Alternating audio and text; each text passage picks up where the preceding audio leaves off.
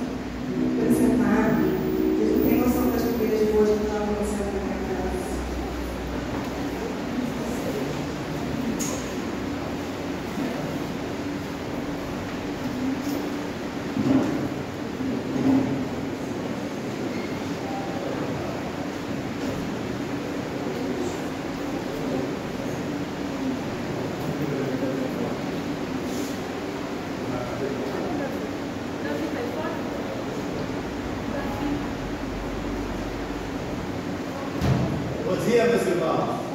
Graça e paz. Não é Netflix, não. Não apareceu Deus sim, mas nós vamos ver uma série nesta manhã. A gente vai falar um pouco deste tema, né? Temos tentado trazer mensagens com base nos profetas menores, porque eles foram tão atuais na altura, eles foram tão revolucionários no tempo, que os títulos ou os temas das mensagens que tenho pregado de alguma forma tentado trazer uma atualidade ou algo contemporâneo. E a afirmação hoje, ou pergunta, reflexão é: e quando a Netflix não está? Essa semana recebi um e-mail muito interessante que dizia assim: quando a vida aperta, há sempre um novo episódio da Netflix. Mas depois peguei aquela frase e falei: ok, tudo bem.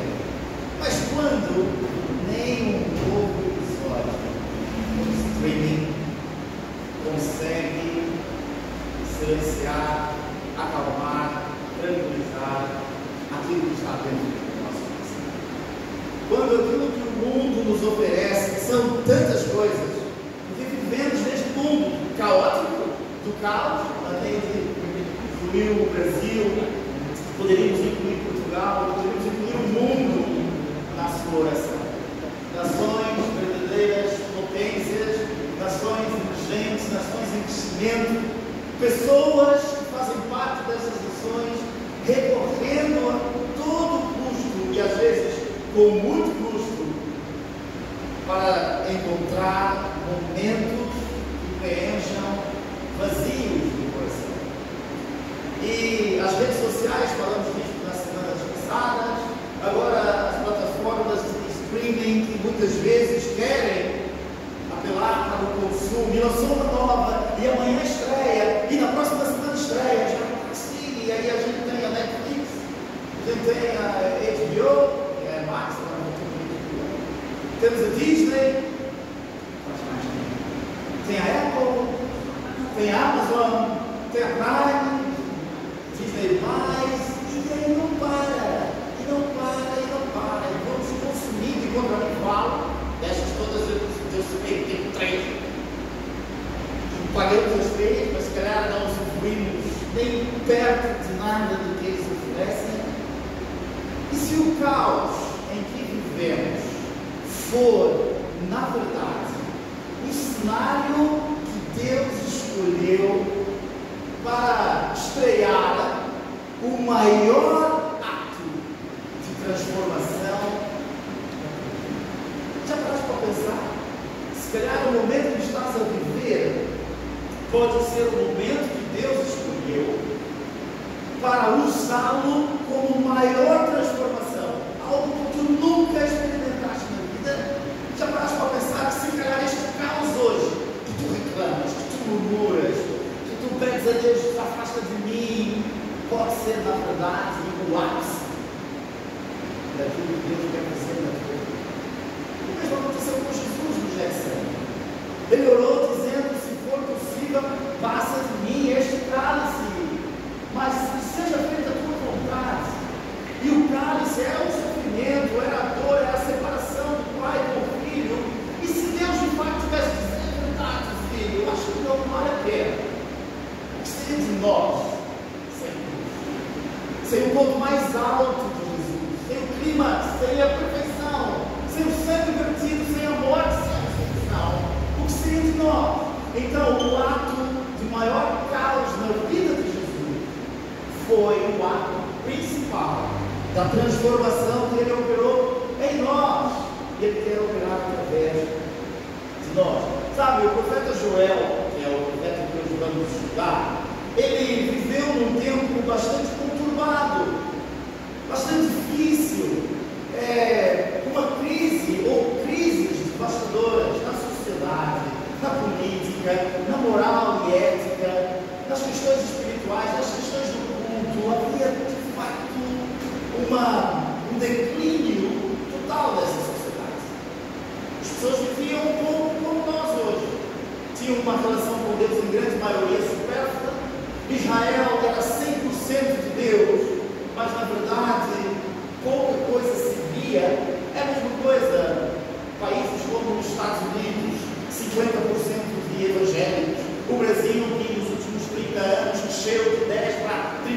40%, mas na sociedade, o que se vê? Corrupção que cresce. Leis e valores e princípios completamente contrários. Nós somos uma potência em termos de números, mas em qualidade espiritual, em vida com Deus diária, em religião ou vida piedosa, como estamos? Porque se crescemos tanto pela positiva, o que se espera pela lógica? É que tudo estava ruim, esquece, mas não é isso que acontece. Eu estava aqui no momento de Joel. Joel, então, ele foi chamado por Deus num grito, como diz Joel, um livro tão pequenino, 3 capítulos, mas que diz tantas coisas, e ele lançado neste momento de colapso nacional, em todos os níveis, ele falou de questões bastante importantes. Joel profetiza: a Síria já conquistou o norte e os babilônicos agora estão a entrar ao sul. Joel está a profetizar para o reino do sul, o reino de Judá. Israel está dividido em 2 reinados, 10 tribos ao sul, ao norte e 2 ao sul. E Judá tem Jerusalém, a cidade de Deus, tem o templo de Deus, porém está fragilmente em termos econômicos, em termos agrícolas, um abandono da fé ou da vida com Deus, melhor assim, fé eles tinham, ou seja, a expressão exterior da fé.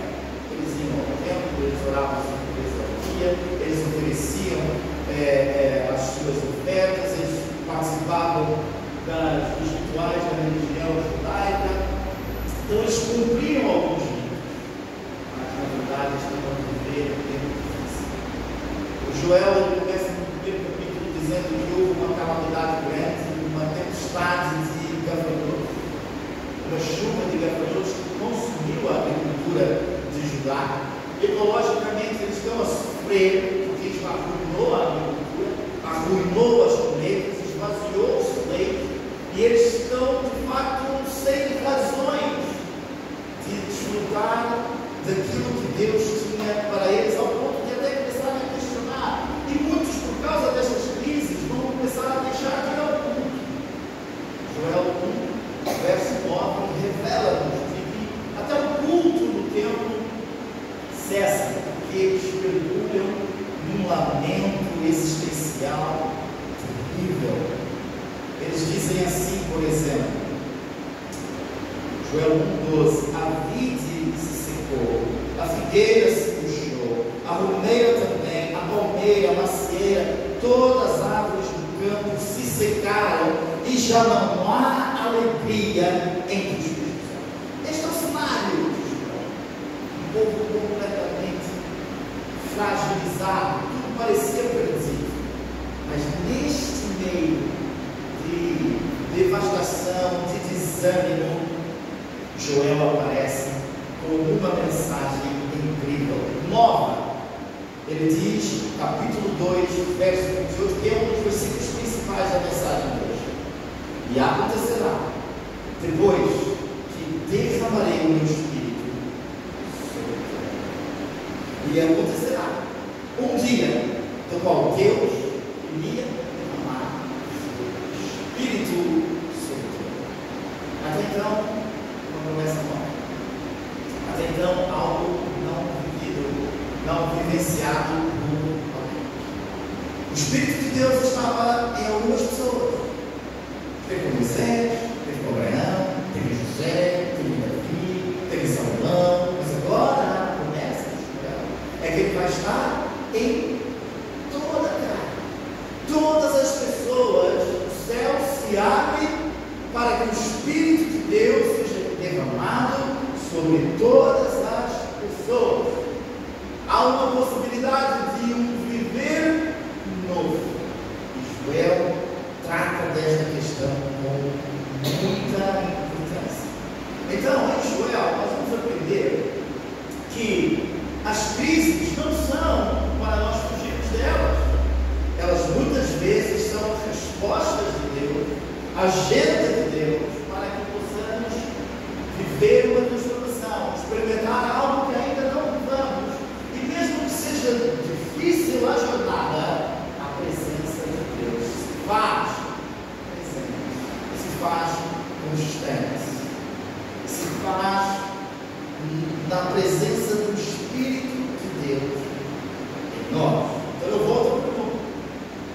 Se hoje o caos que estás a viver, na verdade, for o ato principal de Deus fazer algo novo na tua vida. Então, vamos ver o que é que, de facto, hoje podemos aprender um pouco com Joel.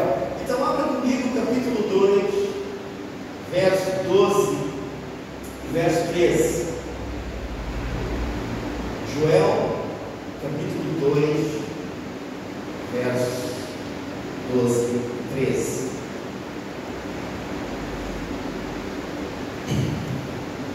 Ainda assim, agora mesmo, diz o Senhor, convertei-vos a mim de todo o vosso coração, e isso com jejum, com choro, com pranto. Rasgai o vosso coração, e não as vossas vestes. Convertei-vos ao Senhor vosso Deus, porque Ele é misericordioso, compassivo, tardio em irar-se, de grande benignidade, e se arrepende do mal. 5 características que Joel destaca. Quando o mundo desabar, temos de facto um Deus que nos chama ao coração da massa. É que muitas vezes as dificuldades, quando nos sobrevêm na nossa vida, nós começamos a raciocinar, começamos a racionalizar. E o chamado de Deus aqui, o povo, a liderança de Judá, eles estão a ver que os babilônicos estão a invadir, e eles estão preocupados, eles dizem, bom, vamos fazer aliança com os assírios, porque olha, eles são ruins, mas os babilônicos acham que são melhores. Vamos fazer alianças com os egípcios, porque podemos usufruir de algum benefício nas fronteiras ao sul, e eles podem nos ajudar. Eles estão a racionar como, e Deus chamou-os para uma outra experiência. Diz assim, ó, deixa de pensar, deixa de ir ao templo e fazer aquilo que vocês fazem com muita maestria. O que é que aconteceu? Eles chegavam lá e as más notícias iam, o jornal da noite de Israel ia atualizando que os assírios vinham e vinham se aproximando, e os religiosos naquela altura de desespero rasgaram as vestes, porque é uma expressão muito comum na cultura do Oriente Médio antigo, né? Em que eles rasgavam as vestes em sinal de descontentamento, de tristeza, de amargura, de preocupação, às vezes de alegria. Então rasgavam as vestes aqui em descontentamento. Ai Deus, por que é isto? E Deus agora em Joel está a dizer, convertei-vos a mim de todo o vosso coração e rasgai o quê? Não é ato exterior, é algo que tinha que vir de dentro, rasgar o coração e não as vestes. Convertei-vos a mim e não a outras coisas. Convertei-vos a mim de todo o vosso coração. Todo o coração. É algo visceral, é de dentro, está dentro de nós. Não são gestos exteriores, atitudes exteriores, mas um entorno existencial. A expressão usada aqui, eu gosto de trazer alguns, não faz sentido. É shug. Shug é voltar, no sentido de estar a andar numa estrada e o GPS diz assim, quando possível, faça a inversão de marcha. E ele até te dá o caminho assim de volta, não tem outras possibilidades, é a única forma de voltar. Esta ideia, estamos indo numa direção e Deus está lá, estamos a caminhar longe de Deus, e Joel está a dizer, convertam-se agora, quando for possível façam inversão de marcha e voltem para Deus. Deixem de rasgar, deixem de ter atitudes exteriores, vivam de coração para mim. É uma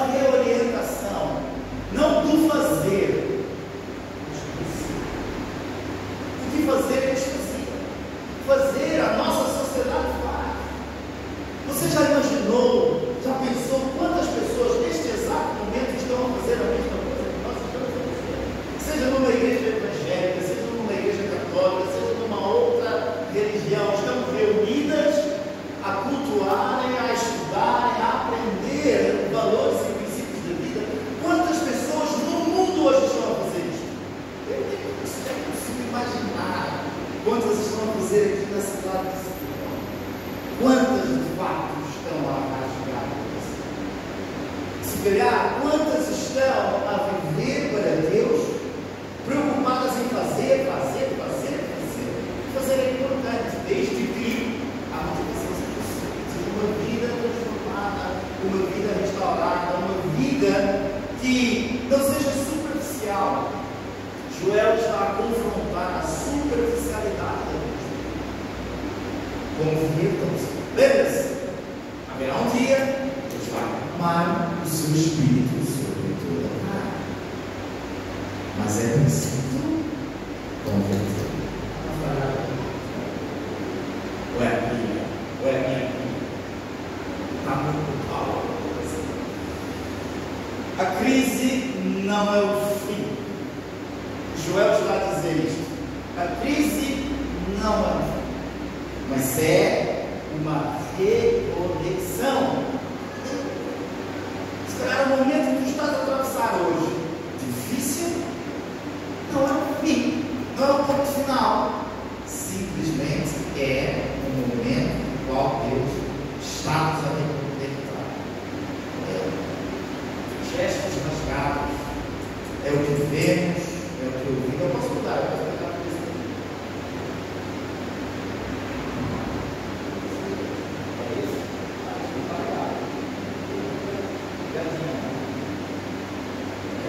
Agora sim. Em Setúbal, hoje, como eu estava a dizer, muitos estão a rasgar as suas vestes, fazendo um monte de coisas, mas poucos estão, de facto, com os corações abertos. Há muito coração fechado dentro daquilo que chamamos de cristandade.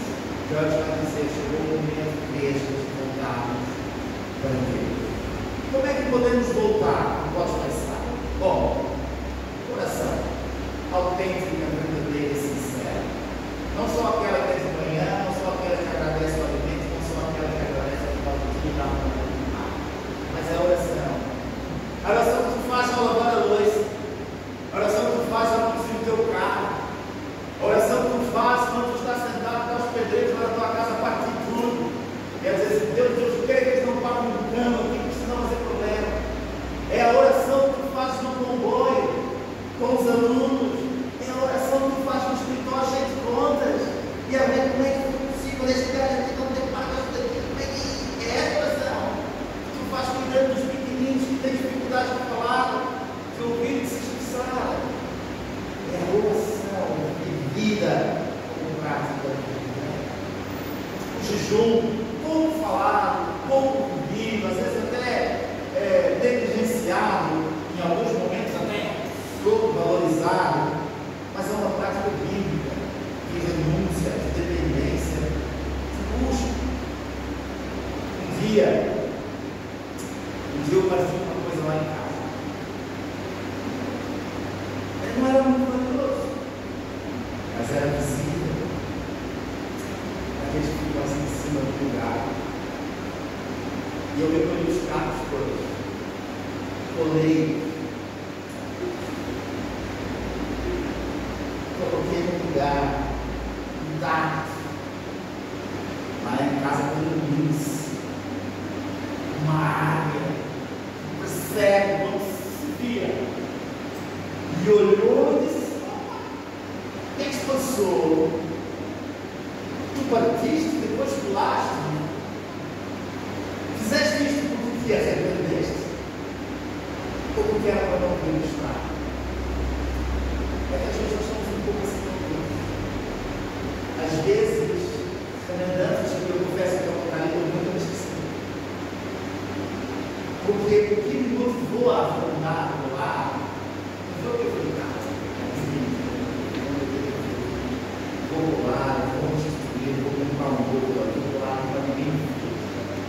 Esse cara vai passar essa perseguida dos tempos, mas não vou continuar. Meu irmão, às vezes nós somos assim, partimos de coisas, procuramos disfarçar, colamos com boas ações, com bons gestos, com a religião, com a aparência, arrumamos com tanta brasileira perfeita, vamos ao culto. Mas Ele sabe todos os dias, todas as nossas ações, todos os nossos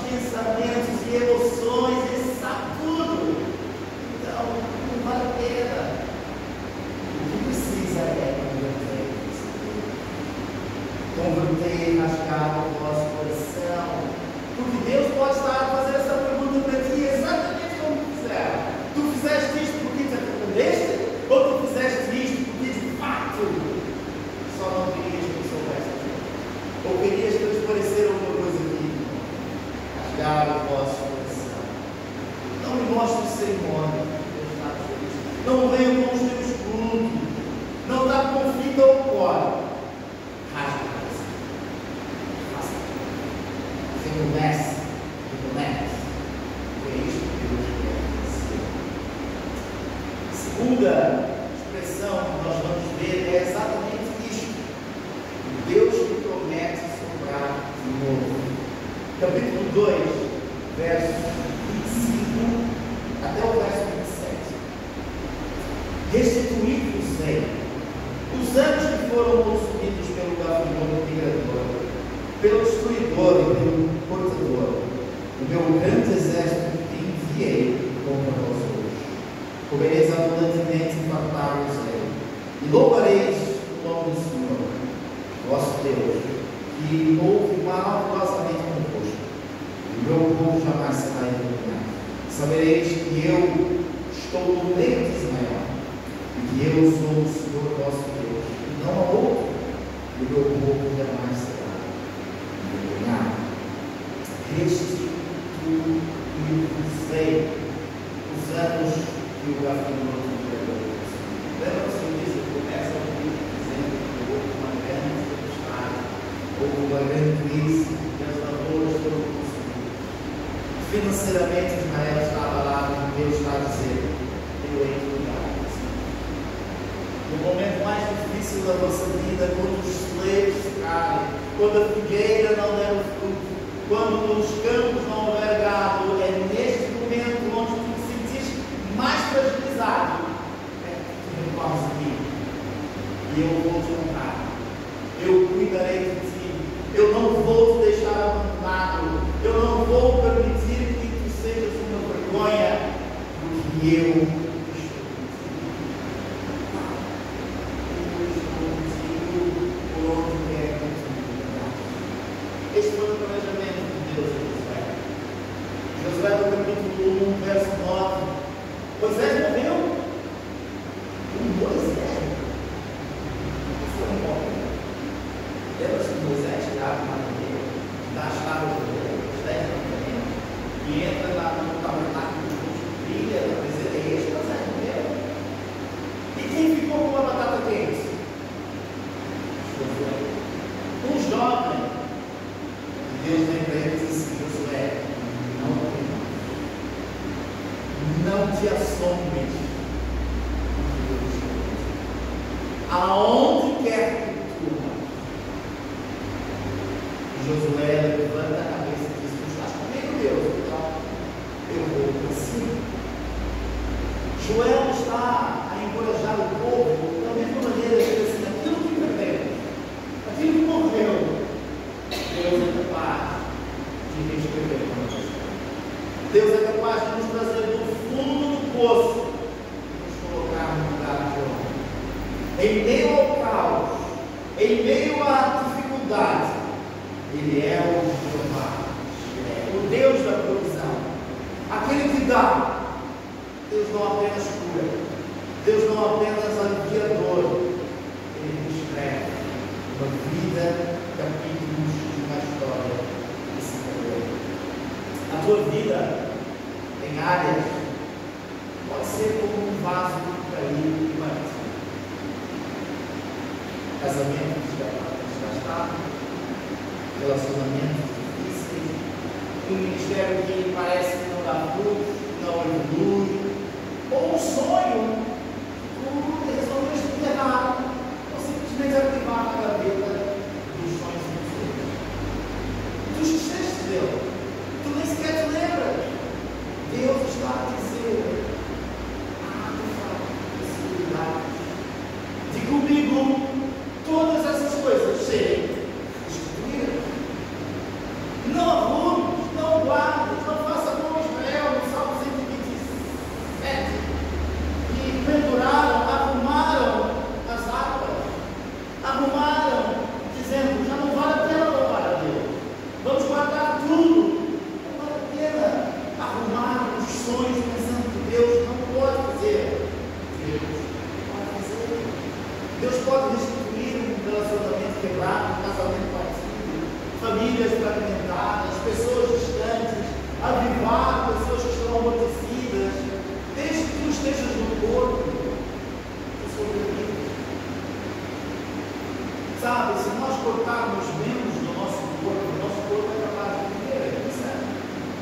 Se eu cortar os braços, o corpo morre?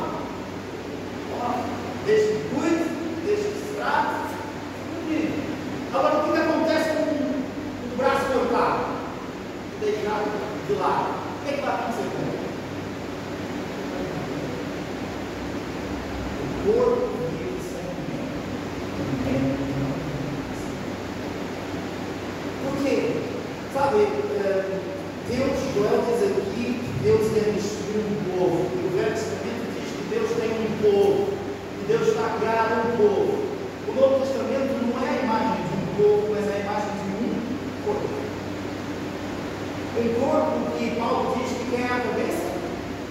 Cristo. Que todos os membros estão presos a este corpo.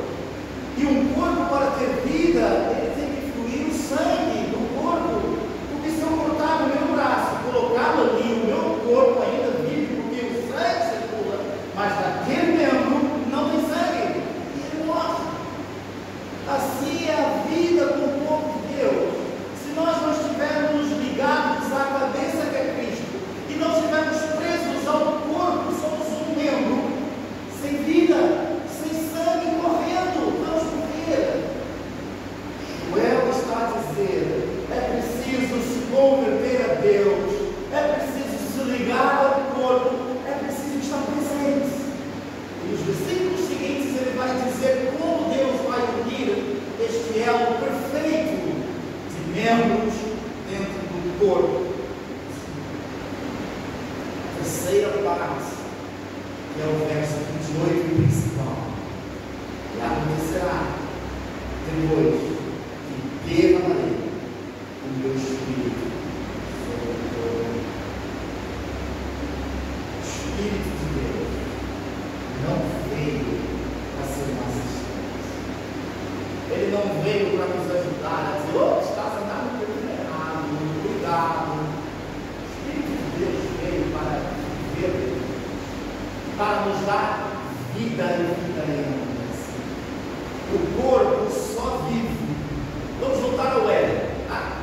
Quando Deus criou Adão, e de Adão criou a mulher, Eva, Gênesis 1, 2, 3 vai dizer que Deus fez o quê? Soprou neles.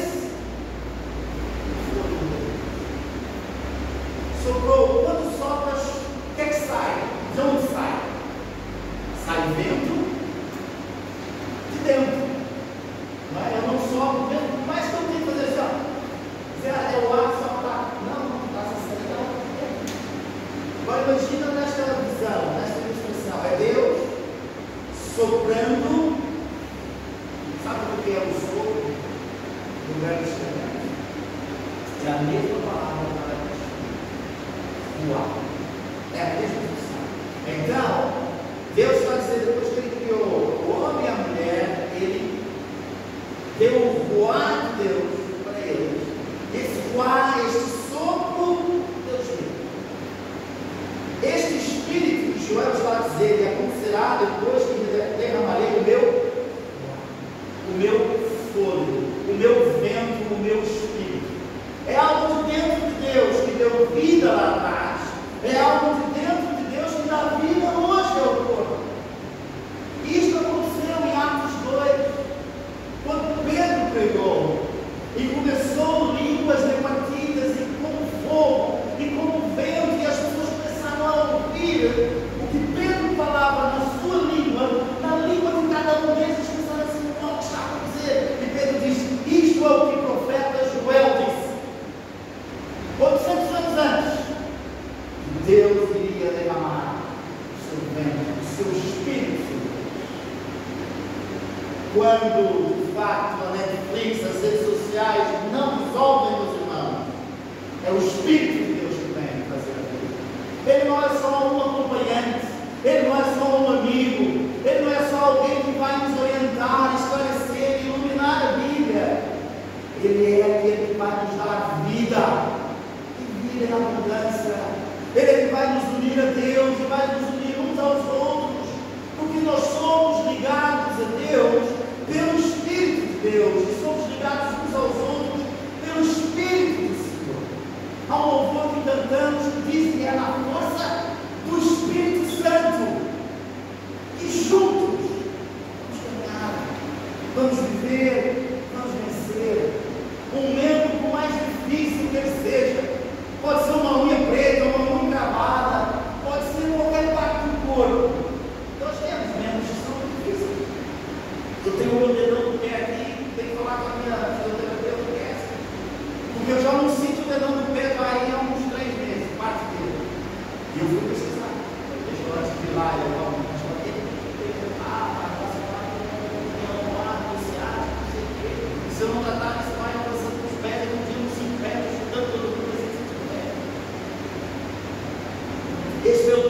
desespero, porque imagina só donos em cima do braço, levanta, ele está dormindo, não sente, é assim que eu tenho.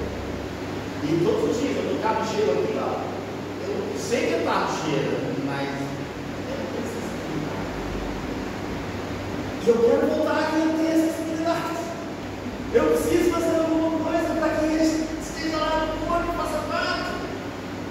Às vezes nós temos medo, mãos, pés, olhos, braços, pessoas difíceis, umas mais, outras menos, mas todos nós temos as nossas limitações, dificuldades, teimosias, sabemos o que quiser. Mas o que deve treinar em nós? O amor próprio, o domínio próprio, o respeito, características desse espírito que nos identifica com Deus, com os outros, rituais de derramar sangue, como Israel fazia, deixou de existir, juízos de Deus, de indignação de Deus, de destruição de Deus, todas essas coisas hoje comeram a misericórdia do Espírito do Senhor em nós. Um dia, estava lendo uma história de John Stott.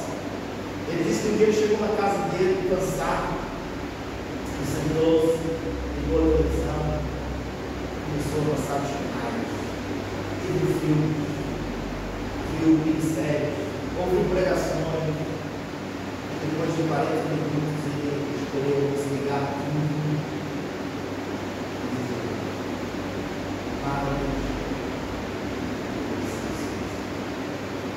Nada me chega. E eu preciso. É o livro que eu espero começar a quando estava a lembrar desta frase, eu pensei, quantas vezes eu passo nada,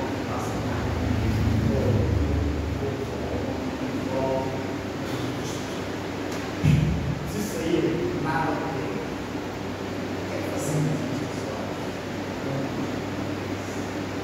Continuamos a buscar essas coisas ou paramos nesse sinal de uma hora determinada do meu coração? Porque eu sei que tu me conheces, tal como eu sou, e falar de coisas que eu sei que tu sabes, mas eu quero falar para ti, porque eu preciso falar na minha consciência que tu sabes tudo de mim, e que mesmo assim tu não me ajudas. O teu Espírito Santo agindo em mim me leva a te procurar com mais intensidade. Joel aqui vai dizer que os filhos e as filhas iriam profetizar, os velhos iriam ter sonhos, os jovens teriam visões, os servos iriam receber o poder do Espírito Santo de Deus.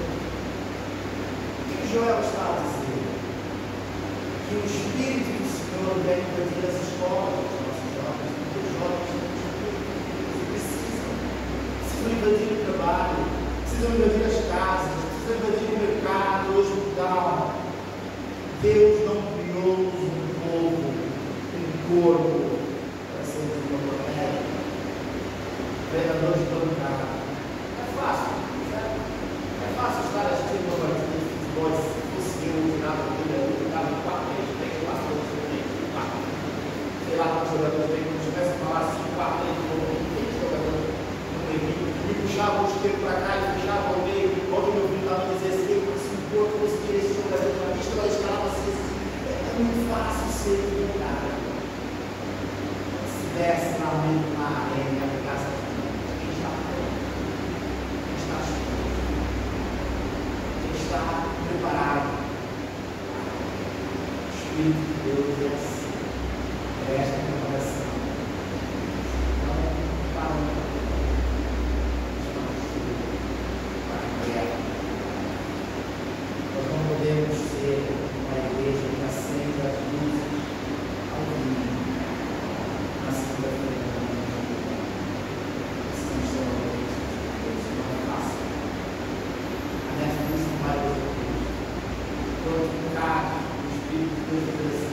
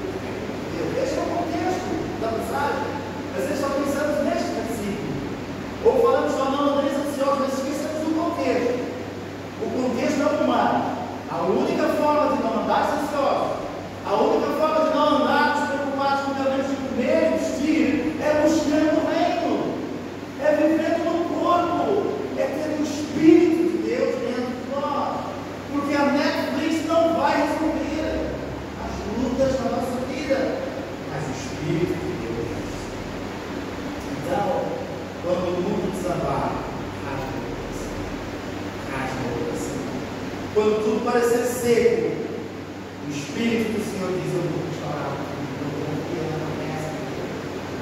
Quando o futuro te assustar, lembra-te, há uma promessa que o Espírito de Deus quer derramar sobre todos nós. Quer deixar um texto para mim. Estás a viver como quem só assiste? Ou como quem o Espírito de Deus?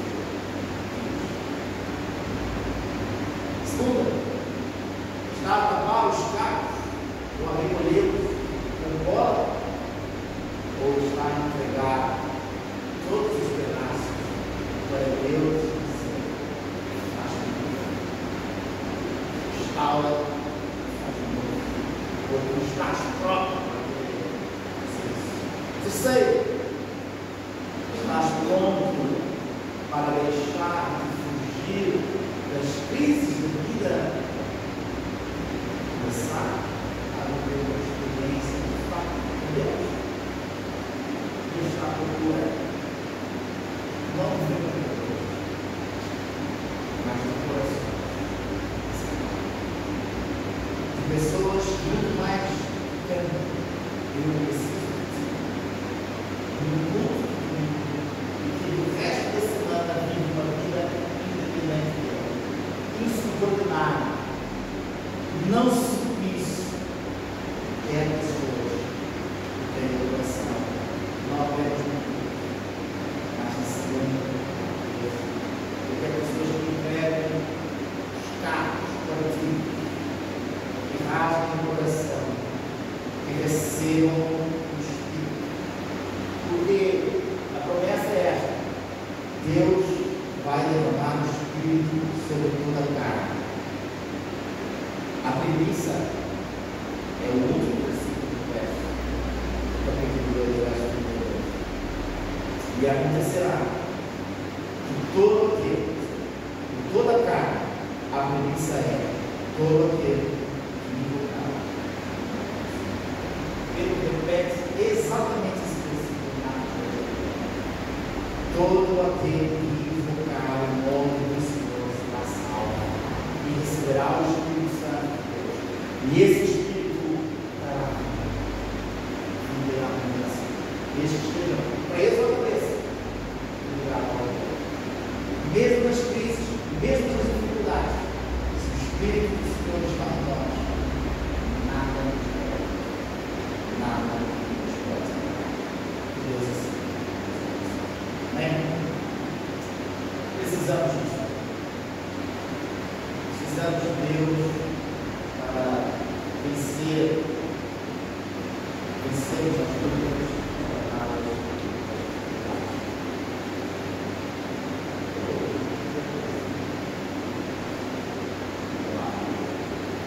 Vamos terminar.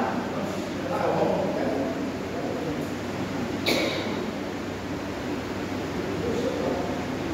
Um dia chegar lá.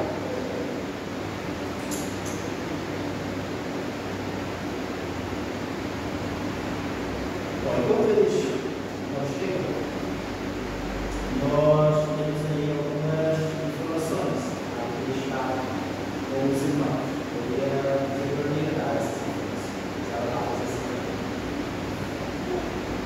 Bom, eu vou esquecer. Vamos lá. Vou falar do dia 10. 10 de agosto. Grupo de batismo, almoço, confraternização, um dia belíssimo, vai chegar. O que a gente precisa fazer? Amarrar a mão. Aí umas portas para ir. Dia 10 é um dia muito especial para nós. Então, nós vamos depois lá com nós, mais tarde, esse dia. Vamos a organizar um excelente almoço lá, e a nossa especialidade é churrasco convosco. Então, nós estamos a dividir as tarefas entre todos. Isso certamente tudo irá ser parte desta colaboração. Nós não queremos que ninguém fique de fora, nem da comida e nem do que faz parte. Nós já estamos a falar de séries, queremos ser protagonistas desta série, mas quem trabalha também nos bastidores também é muito importante. Desde o vídeo, quem trabalha lá na coxinha, trabalha ali nos bastidores,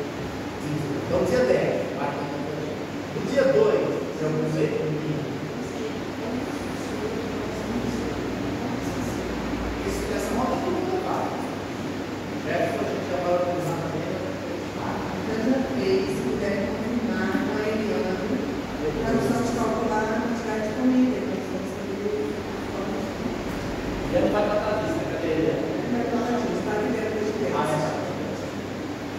Então, no dia 2, que é o primeiro domingo, não, dia 3, né? Que é o primeiro domingo, nós não vamos ter o almoço atual que fazemos. No dia domingo, a ceia, fazemos o almoço. Nós vamos fazer a ceia no domingo. Nós queremos fazer no mês de agosto, setembro, enquanto tiver sol, tempo bom. 15 em 15 dias, ao sábado, queremos estar num bar, na praia, uma lagoa, uma caverna, onde, não importa o lugar, queremos que o corpo esteja junto. Seja por 10, por 20, por 1, por 2, não importa o tempo, não importa as condições, queremos que o corpo esteja junto. Então, o primeiro encontro deste de verão, luz do verão, será no dia 2 de agosto. Então, contamos com a presença dos irmãos. O que será foi, não precisa levar nada. Não precisa se preocupar com o verdadeiro, nada, só leva o que quiser. É assim que disser, eu sou competente aí, vai ser assim, não é? Vamos virar planta, Aí já tem planta. rua, as pessoas querem, aquela coisa assim, muito reflexiva. Mas vamos fazer, as coisas vão acontecendo, já aconteceram outras vezes. A passada tivemos uma e foi muito bom. Cada um chegou ali com amendoim, com frutos secos e com a baratinha, e nós ficamos ali passando um tempo gostoso, conversamos de uma maneira diferente, mais intimista, e foi muito bom. Nós queremos repetir isso nesse verão. Quem lembrar estiveram conosco no atrás, né? Foi bem bom que esse foi o aniversário, mas não pode ter mais do que festa. Estamos juntos, falar de Jesus. Esse é o dia 2, dia 2,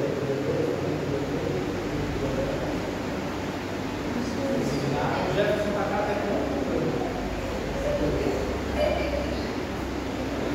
Já minha. E quanto tempo agora? 6. Aí a criança rasga o coração, rasga o peito. Não é você nada. Não temos mais. Não vamos terminar com oração. Algum pedido específico de oração? Alguém queira levantar ali o amor? Oramos pela minha sogra ontem, fez 75 anos, uma joia, preciosidades. E quando olho para minha sogra, eu fico triste, porque a minha esposa vai ser. A sogra não tem dúvidas, não tem mais. Só quer muito bom. Só quer futuro, sabe? Agora vamos esperar que os jovens cheguem e terminamos assim com a oração.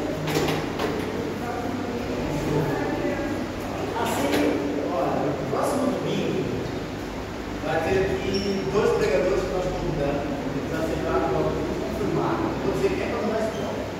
Mas o culto será a responsabilidade dos jovens. Todo do início ao fim, eles é que vão estar feito os trabalhos, eles é que vão fazer tudo. Então precisamos orar por eles, precisamos orar com eles, precisamos que motivá-los, porque eles estão uma grande bênção, uma grande alegria. E hoje eu quero agradecer a Deus pela nossa banda, todos os irmãos fazem um culto, um louvor. Estamos ali a cantar, ver as vozes, Deus é tão bom conosco que às vezes perdemos a oportunidade de valorizar. Temos muitas coisas boas. Hoje eu quero valorizar eles e agradecer por toda a dedicação que fazem, por todo o tempo que fazem. Só que ver férias, ainda poderia estar de férias, e era hoje. Bem pequenininhos, crianças, eu vejo o Francisco ali, vem de manhã, o pai coloca pelo braço, ele vem, ele fica sentado. É uma grande seca, não tem dúvida, mas eu quando olho ele, eu me emociono porque eu vejo ele a cantar, ele não está olhando para a televisão, ele nem está olhando para mim, ele está olhando assim, ele sabe que são sementes que estamos a plantar no coração, sem dúvida, muito bom.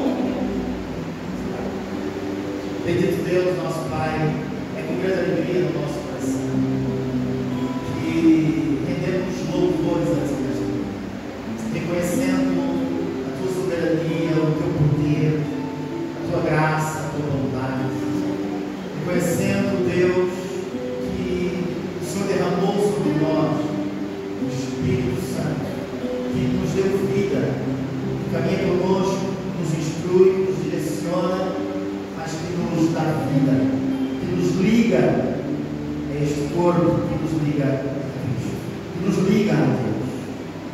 Obrigado, Deus, porque há ofertas que este mundo, de uma forma muito aberta, nos oferece.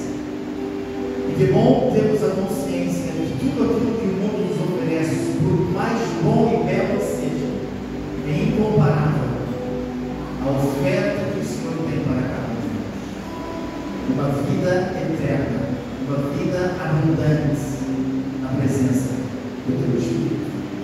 Precisamos de Ti, Senhor, todos os dias da nossa vida. No nosso caminhar, perante as lutas, as dificuldades, nessa jornada chamada vida, queremos vivê-la com intensidade e profundidade contigo, sabendo que contigo ao lado nada nos pode deter, nada nos pode parar, porque temos o Teu Espírito. E se há alguém de nós que tem caminhado numa estrada que não é esta estrada e este caminho, possa ter ouvido as palavras de Joel nesta manhã: convertei-vos ao Senhor, rasgai o vosso coração. Estamos aqui dependentes de Ti, com os corações abertos, prontos para que o Teu Espírito, além de morada, transforme. Se for necessário quebrar-nos, quebra-nos. Se for necessário recolher os cacos, recolha, mas faz-nos de novo para a glória do Teu Filho, para a expansão do Teu reino e para a revelação da Tua igreja como luz deste mundo. Leva-nos em paz, em nome de Jesus.